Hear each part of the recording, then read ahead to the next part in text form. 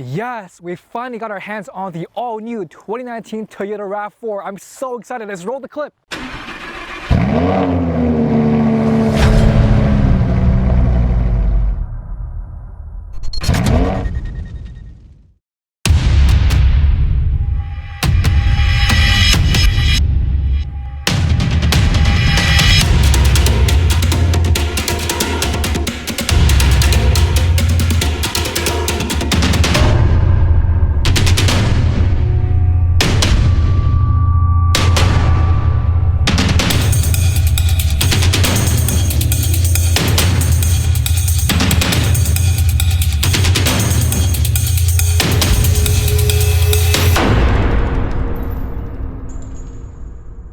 Welcome back everyone. I hope you all enjoyed the cinematic we did for the all-new 2019 Toyota Rav4. I mean, once again, I'm so excited that we got our hands on this car. The car has been completely redesigned interior and exterior. And one of the great features about this car is that they gave you 3 different models for you to choose from. Number 1 is the regular Rav4. Number 2 is a trail version, making it very capable of going off-roading and across different rough terrains. And last but not least, we have a hybrid version which will come out in April 2019 here in the Canadian market. I mean, looking at the front, I feel this car is a lot more masculine than the previous generation. There's so much more rigid and defined body lines in the front bumper of the Toyota Rav4. I mean, looking at the nose part right here, from the previous generation, it's a little bit more curved, but as you can see, it's a lot more rigid and defined across the entire front bumper. And below it, you have the big Toyota badge over here, which includes some of the safety features and sensors, which we'll talk about once we get inside. And below it, you have a frontal camera, and pairing the frontal camera, you have this machine grille over here in the gray color as well, giving you again more masculine and more dominant look of the Toyota Rav4. The headlights are all done in LED for LED headlights and LED daytime running lights. Below it, you have a pair of fog lights as well. The trim line we're looking today is a limited trim line, which you have all this nice feature all packed together in the Rav4, and this car is sitting at around $42,000 Canadian. I feel like for a car this good looking, $42,000 is not a bad choice at all. Moving to the side profile of the Rav4, you're going to notice the 19-inch aluminum alloy wheels slapped on with some nice Michelin rubber. And take notice how much space there is between the rubber and the fenders over here. Of course, give you that off-road capability so your car doesn't hit that deep when it reaches a pothole, right? But one of the things that stood out to me in the side profile of the vehicle is that it reminds me so much of a Lexus, especially the RX series, right? So I think with the redesign, it combines the Lexus kind of the body line style here and there, luxurious, but also remain very masculine, right? Moving at the rear side of the bumper, you're gonna notice a pair of LED taillights. And what I noticed about the design of the rear bumper is that how straight kind of it is for the rear side. On top of it, you have a nice spoiler painted in 2 tones on top to match the color, and black to match the windshield, and this line over here. I feel like this line over here kind of invites you to the rear side of the vehicle. Kind of nice, I like it a lot. And last but not least, since we're looking at the limited trim line, this car has hands-free power liftgate.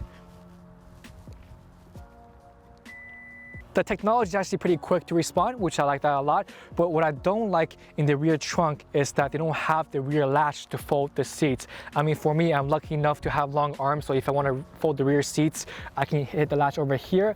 Still pretty inconvenient for me, but especially if we're looking at the limited trim line, a couple of latches here would go a long way, right? But looking at the rear spaces are actually very spacious. We fit all of our filming equipment in here, but it's a little bit messy right now because it's a little bit unorganized, but I like it a lot. Rear trunk, great space, but let's add the latch in, guys. And if you want, you can motion the gesture or hit the button on top for the trunk to be closed. Now, let's take a look at some of the key features and highlights that I like on the interior of the all-new Rav4. Now, not only I am absolutely blown away with the exterior styling, the interior styling absolutely grabbed me from my heart, and I want to purchase this car right away. I mean, looking at the interior, everything has been completely redesigned and modernized as well. One key kind of theme that I didn't notice, especially when I entered the Rav4, is this rubber theme, right?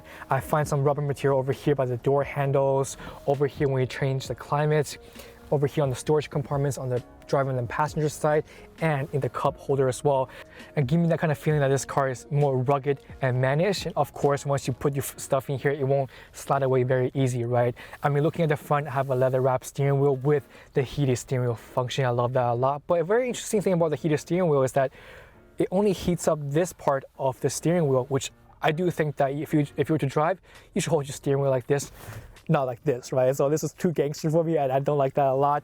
Moving at the front, you have a kind of a new display, very simple. It shows the kilometer range on the top with an optional kind of miles per hour if you want to see how fast you're traveling miles per hour, right? And moving on my left hand side, I have memory seats, power options, and this button over here generates a 360-degree view of your vehicle that we see in the frontal camera, over here underneath the mirrors, and behind it as well. You can change the color of your car, sure, but the graphic reminds me of the RuneScape graphic that I used to play the games with, right? Very kind of 80s and 90s graphic, but I guess it's a cool feature that you want to show off to your friends. If you want to say you can see your car in a 360-degree kind of view. Now, like I said, the exterior kind of reminds me of Lexus. The interior shift knob, this console right here, definitely follows the Lexus platform. And look at the scroll over here, especially with the gear selector. It's very, very Lexus-like. And there's two features over here that I absolutely love in 2019 or in 2018. Number one is its electronic parking brake that Toyota did, which means that every time you shift from drive to park, it will automatically engage it. Every time you switch from park to drive, it will automatically disengage. So I don't have to put additional effort by pressing this button for the inconvenience. Looking up ahead, you have this very nice big screen that you can find in a lot of the new Toyotas in 2019. I mean, the hardware itself is absolutely gorgeous, but the software is lacking a bit to match the hardware, right? I mean, this car do have Apple CarPlay, and look at the resolution is actually quite nice. But when I switch over to the Toyota software, I feel like the saturation and color is a little bit cheap and doesn't really match the overall feeling of the resolution of the screen, right? It's like play 1080p video on a 80-inch screen. That kind of resolution kind of stops a little bit and you don't get that sharpness that you really want, right? Other things you have is the on-tune platform in the infotainment system, which I just don't like whatsoever. I mean, if I have Apple CarPlay, I don't need anything else, right? I mean, look at how big the screen is. Kind of reminds me of a mini iPad even, right? Look how crisp the software is for Apple CarPlay, but this car does not have Android Auto, which is a miss for some people.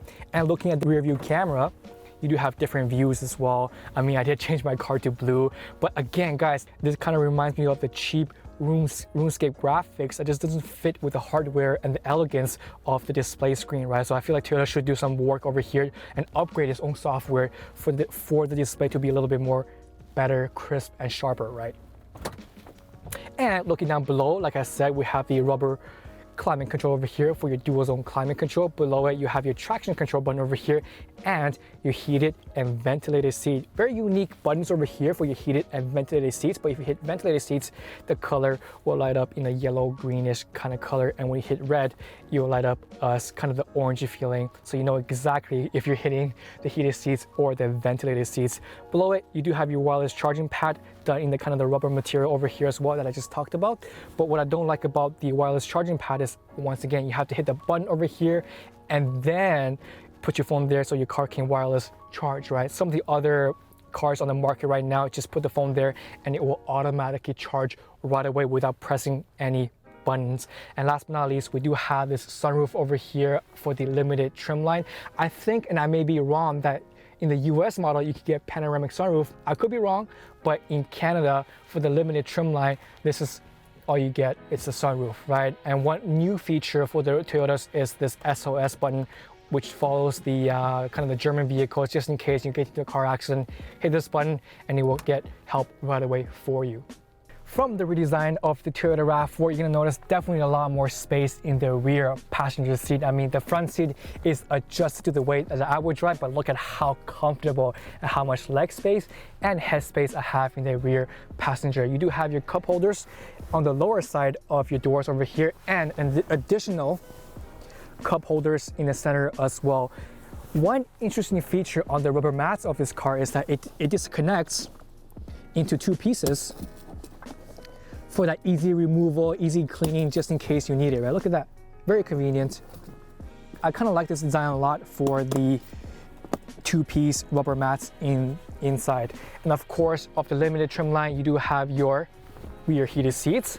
And even me sitting in the center, I mean, even my headspace with my legs elevated still gives me enough room for me to sit comfortably in the rear seat, and the leather definitely helps a lot with the overall comfort. So what do we have here, guys? We have a 2.5 liter 4-cylinder naturally aspirated engine outputting 203 horsepower and 184 pound-feet of torque. And I think Toyota is probably one of the only manufacturers that kind of stayed away from turbos, which I don't quite understand, maybe because of the maintenance having turbos there. But this car, I do feel like, especially going uphill, is a little bit underpowered and underwhelming. However, you know, this engine is the only option across all the trim lines. But if you want to go a little bit more powerful engine, you do have the option to go with a hybrid, which nets you about 14 horsepower more at 217 horsepower. And it's available here in Canada in April. But 14 horsepower, I don't really feel like how much difference will it make or whatever. And we do have a 8-speed automatic transmission, not the CVT, which I really enjoy. It gives you more of a driving experience and driving pleasure over the CVT transmission. But one unique feature about its all-wheel drive system, and it's a Toyota first in its RAV4, is this dynamic torque vectoring system with the rear driveline disconnect, which means that the system will send 50% of its available torque to its rear wheels, either left or right, for exceptional handling, which I feel like is quite cool technology slapped together in the RAV4. And when it's not needed, the system will send all the available torque to its front wheel, so you have better fuel economy for your day-to-day commute if you slap it on cruise control. And there's a couple of modes here that you can select from. Number 1 is Eco, number 2 is Normal, and last but not least is Sport. By tapping the Eco button, the screen in front of me, or the dash in front of me, will turn green, and once you hit Sport, the dash in front of me will turn red. By switching colors, I get the overall luxurious feeling for this vehicle. I kind of like that little bit of added accent to the Toyota RAV4.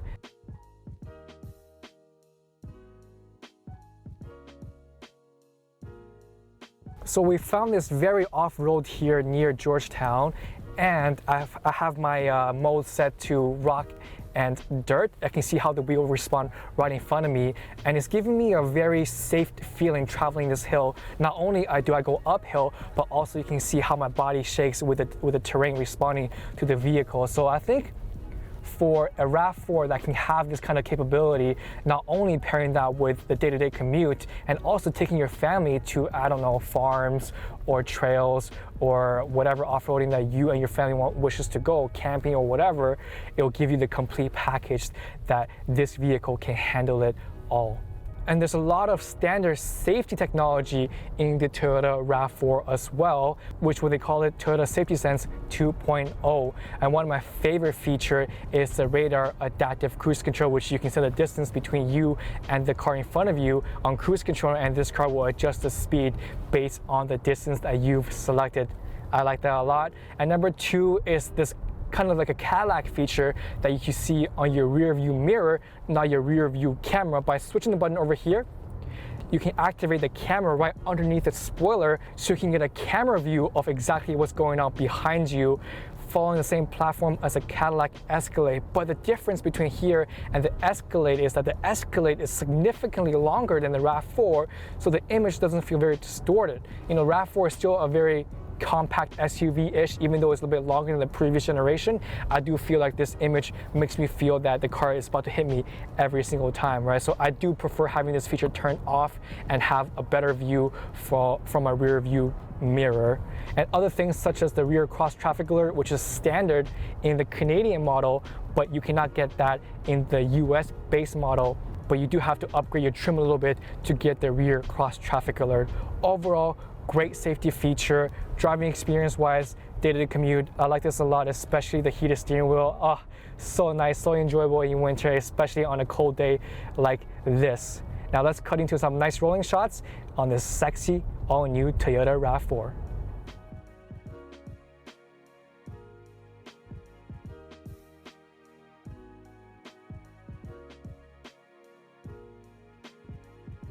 So that's it for me today, guys. I hope you all enjoyed the review and the cinematic we did for the all-new 2019 Toyota RAV4, and I'm still so excited about this vehicle. And one last thing I want to mention is that for all of the new Toyota models, look at the key.